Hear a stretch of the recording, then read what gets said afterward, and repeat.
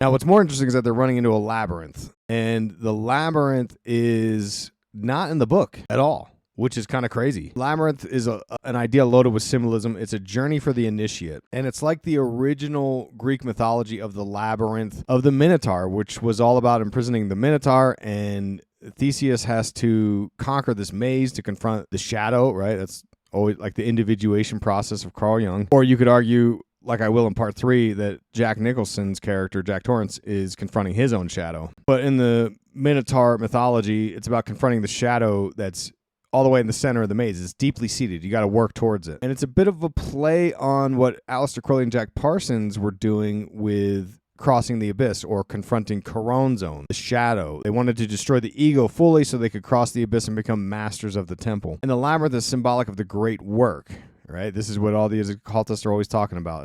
It's becoming reborn with this occult gnosis. Carl Jung had symbolized the personal unconscious mind as a labyrinth. And a person would need to navigate the labyrinth and go deep into the center to find the shadow, to find their true self. Because, as you grow, you are programmed from social norms and constructs and church and politics and parents and family and friends and all this stuff.